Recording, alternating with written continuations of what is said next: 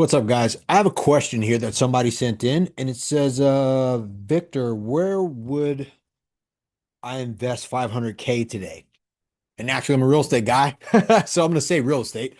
But um, one of the things I want to say, look, if you have $500,000 worth of cash today, excuse me, what I would not do is leave it in the bank. Right now, if you think about that, a lot of people are like, yeah, I'm going to leave it in the bank. I can get this. Like one of the bigger problems, and this is so yeah, and I'm going through that. I wouldn't leave it in the bank. That's number one, because if you take a look, we've talked about it quite a bit. I've said it quite a bit as well. I'm 52 years old. I was born in 1973.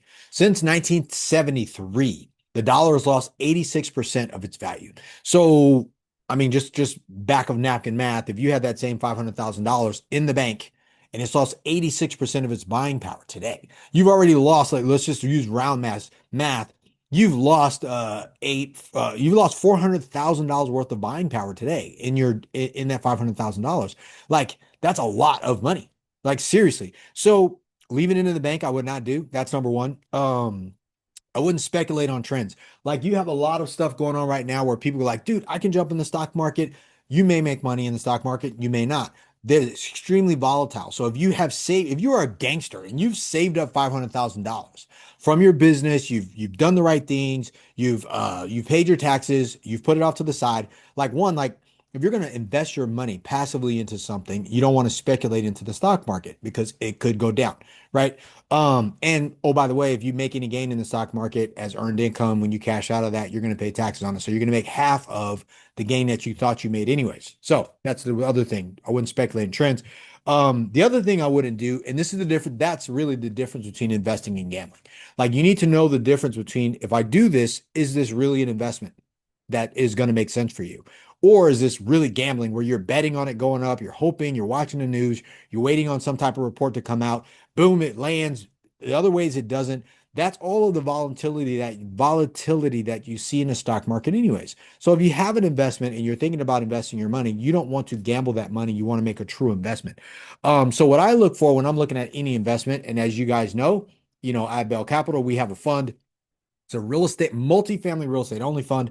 I'm looking for a couple of things. Number one, which is what I was just saying between investments and gambling, is capital preservation.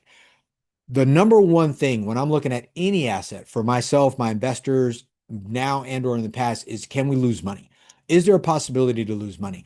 First, there's always a possibility to lose money. All investments involve some form of risk. But here's the thing, you can de-risk yourself pretty well, right? If you invest in a great property, great location, and the next thing outside of capital preservation, it's cash flowing already. So you're already receiving cash flow from the day that the asset or the investment is kicking off cash flow the day you buy it or invest in it, it closes. You have a better chance. Stocks don't cash flow. Bitcoin doesn't cash flow. Gold and silver doesn't cash flow. None of these things cash flow. Real assets like investment opportunity, real estate, multifamily, commercial opportunity, commercial real estate does cash flow and it protects your capital. All right. The other thing we're looking for is appreciation, long-term appreciation. So if we put our money there, we park it, we wait. If it's cash flowing, if it's keeping up with inflation, if it's protecting our capital, it should go up in value, right? It should be a natural lift based on inflation. Why? Because it's a real asset, not paper. That's what we look for. The other thing is, could we get good leverage? Does my $500,000 in a real estate deal get me a $1.5 million position? Right. So those are the things with good leverage. Those are the things that we're looking for your question is, where would you invest 500 grand? I would invest in something that, one, preserves my capital. Number two, it cash flows. Number three, I can get the lift of natural appreciation. And number four, there's some leverage involved in there where my money triples or doubles or quadruples something over time. All right. And then last but not least, it has some tax benefits. So I keep more of what I make. So if I make cash flow on my investment, I get the tax benefits of that investment. You don't get the tax benefits of stocks, bonds. You don't get the write-offs. You don't get the tax write-offs from gold or silver or even Bitcoin. All right. So those are the things that I look for. So those are the things that I'm doing when I'm looking at investments for Bell Capital. Hopefully you consider that, when you're asking me what should you do with your 500 grand, I'm going to always tell you as a fund manager and also, um, to invest in something real, investing something real that you trust and someone real that you can trust who answers questions like this. So those are the things. So great question for you, for me. I appreciate you reaching out. But that's what I would do if I were you. Number one, I would know 100% where I want my money. If you're going to do the stock market, do the stock market. If you're going to do some alternative thing, go do some alternative thing. If you're going to do Bitcoin and all this other stuff, go do that. But if you know 100% that you want real estate, then just look at real estate. And there's multiple types of real estate. We do multifamily. There's other people who do single family, which I don't believe is a good investment.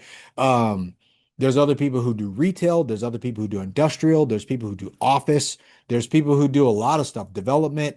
But you just got to make the decision once and for all that if you're going to be a limited partner in a fund or a syndication, you want to put your money, like I said, where you know where it's going to be if you're going to do that. And then also, as a limited partner, you want to have some controls in place.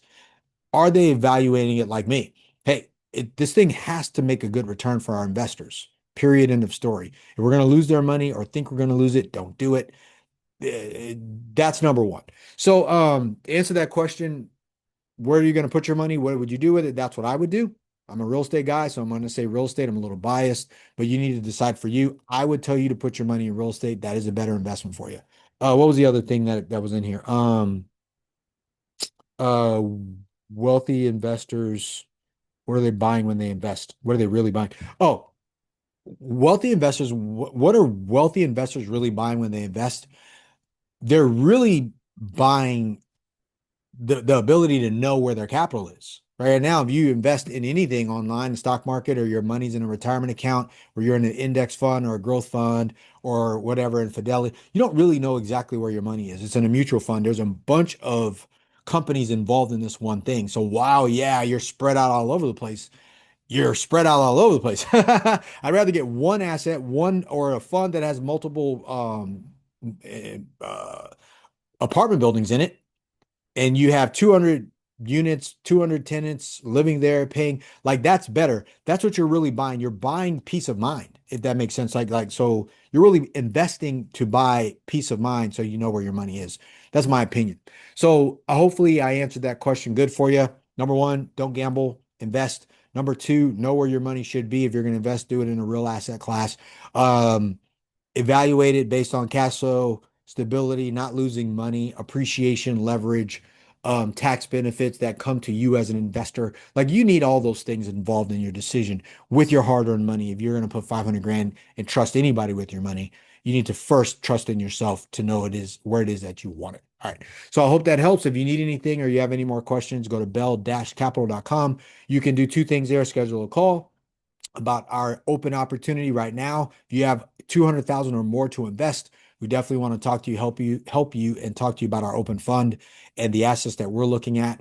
Or you could, aside from schedule a call, you can just go register right there at the portal and you can see what we have. You can do your own due diligence and you can still schedule a call with us because we actually want to talk to you about what you're doing and find out if what we're doing is going to be a good fit for you and your investments. All right. So I'm here for you. Let me know if you need anything. I hope this is helpful to you, and let's get after it today. Have a great day today.